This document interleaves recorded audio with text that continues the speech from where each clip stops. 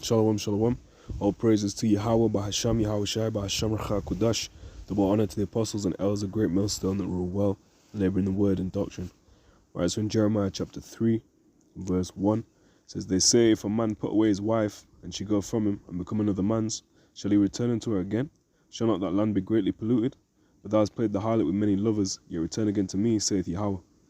Right, and if you're going technically, Matthew the 19th chapter, Yahawashi gave the magnifying of the law.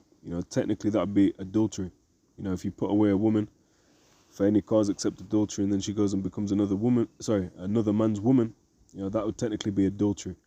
Until that initial man she was laying with dies, then she's able to become another man's husband. But we are likened unto a wife of the Lord. Let's prove that. Isaiah 45 verse 4, it said, For Jacob my servant's sake and Israel mine elect, I have even called thee by thy name, I have surnamed thee, though thou hast not known me. I am Yahawah, and there is none else. There is no God beside me. I girded thee, though thou hast not known me. That they may know from the rising of the sun and from the west, that there is none beside me. I am Yahawah, and there is none else. Right, and that's right. When you go into Genesis 4:1, it said Adam knew Eve his wife, and she bare again. Now paraphrasing, and Cain was born. In fact, Genesis 4:1, and Adam knew Eve his wife, and she conceived and bare Cain, and said, I have gotten a man from Yahawah. Yeah, of course, Cain was first, then Abel, my mistake. So how did Adam know his wife? By laying with her, right? So we've never entered into that covenant, and all covenants have blood upon it. The marriage covenant, really goes back to the hymen, right? There's that blood spill that goes back to the tokens of virginity. So our spiritual tokens of virginity is still yet to be consummated. We've never been faithful holistically to the Lord. Bear with me, I got water on my screen. 54 verse 5, Isaiah 54 and 5, For thy maker is thine husband, Yahawah of hosts is his name, and thy redeemer, the Holy One of Israel. The power of the whole earth shall he be called. Right, so who is the husband of Israel? That's the Heavenly Father, Yahawah. Right, so we're in that same position. Like it speaks about wives, submit to your husbands. So we as that proverbial wife must submit to the Heavenly Father who is our husband. When you go into the word husband, is the word ba'al, right, which means lord, or there is to marry, rule over, possess, own. So that proves when you get a wife, you're not a possessor, you're not owner, you rule over her. As politically incorrect as that is deemed today, that's what marriage is. As that ancient institution that it is. It says to marry, be lord, husband over, to rule over, to be married. All right, so we can't commit spiritual fornication, spiritual adultery against the Lord. All right, we need to turn back, especially in these times. You see it's all kicking off. Right, you see the inflation, you see the banks, you see the famines, the pestilences, it's all brewing. Okay, so we need to turn away from idolatrous practices. Right, Wisdom of Solomon 14 and 12, For the devising of idols was the beginning of spiritual fornication, and the invention of them the corruption of life. So the invention of idols, the devising, the creation of idols, that's the beginning of spiritual fornication. Right, it also says, I think it's in this, there is, for Wisdom of Solomon 14 and 27, For the worshipping of idols not to be named is the beginning, the cause, and the end of all evil. Right, so going into other gods, that's spiritual adultery. If your woman's going to another man, it speaks about jealousy is the rage of a man. That's going to vex you up. Right, so the same way that a man has that jealousy over his woman, that's how the Lord is jealous over Israel. And let's search up.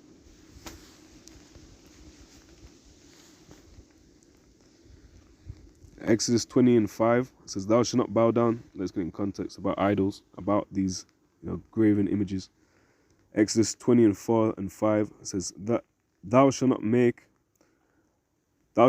unto thee any graven image or any likeness of anything that is in heaven above, or that is earth beneath, or that is in the water underneath the earth. Now the people go, you can't make a picture, Ak. Take those pictures down. But read in context. In verse 5, Thou shalt not bow down thyself to them. Right, so not bowing down to these likenesses, these images. Thou shalt not bow down thyself to them, nor serve them, for I, Yahawah, your power, thy power. I'm a jealous God, visiting the iniquity of the fathers upon the children, unto the third and fourth generations of them that hate me. All right, so the Heavenly Father brings that rebuke, brings that chastening. You know why? Because we're supposed to be a chaste virgin, right? We're supposed to be his wife. Right, 1 Corinthians 11 and 2. In fact, 2 Corinthians 11 and 2 I'm looking for. 2 Corinthians 11 and 2, it says, for I am jealous over you. Right, so see, Apostle Paul was jealous over the flock. It says, for I am jealous over you with godly jealousy, for I have espoused you to one husband, that I may present you as a chaste virgin to Hamashiach. Right, so we're meant to be a chaste virgin. A virgin means we're not defiled with these other gods.